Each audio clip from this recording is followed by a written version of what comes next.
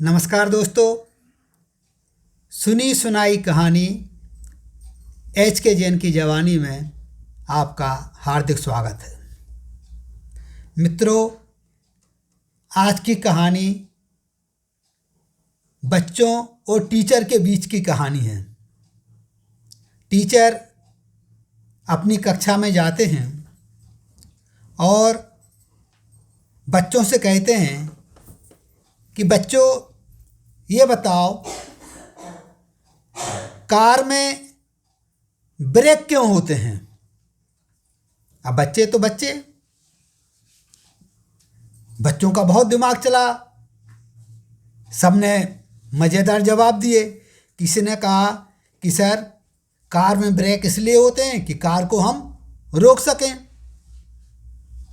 किसी ने कहा कि टक्कर नहीं हो जाए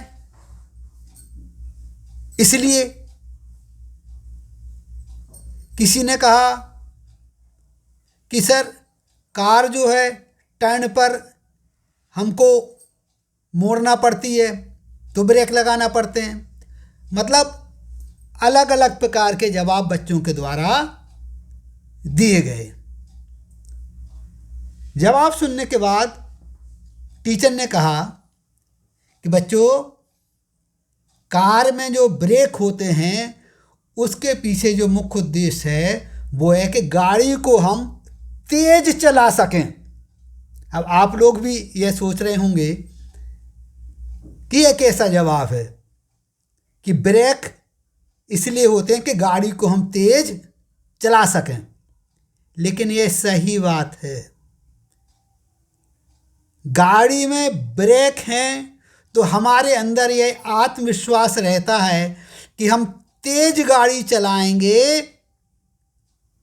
और जब हम गाड़ी को रोकना चाहेंगे स्लो करते हुए, उसको हम ब्रेक लगा करके रोक लेंगे।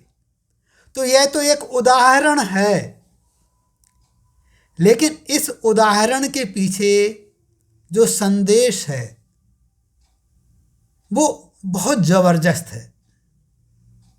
आमतौर पर ऐसा देखा जाता है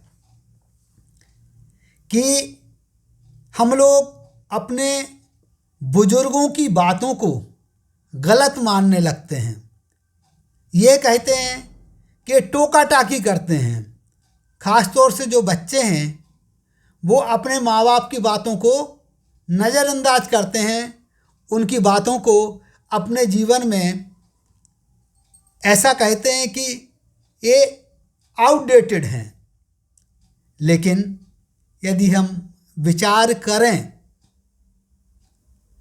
तो जो माँ बाप जो बातें कहते हैं, बुजुर्ग जो बातें कहते हैं, वो बातें हमें जीवन की सीख देते हैं।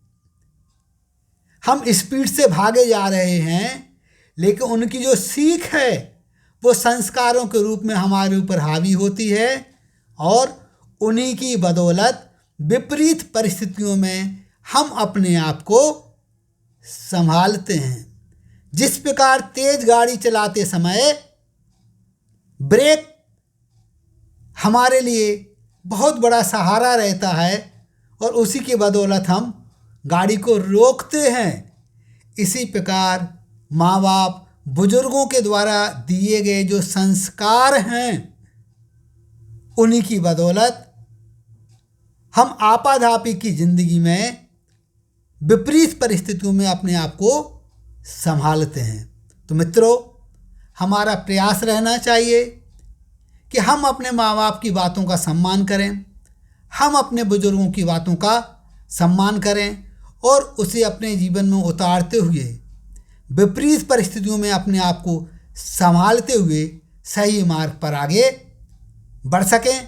तो ये थी आज की कहानी। मिलेंगे पुनः अगली कहानी में अगले एपिसोड के साथ। लेकिन उसके साथ साथ यदि आपके पास भी है कोई प्रेरक कहानी और सुनना चाहते हैं मेरी जवानी, तो भेजिए। नमस्कार, जय हिंद, जय भारत।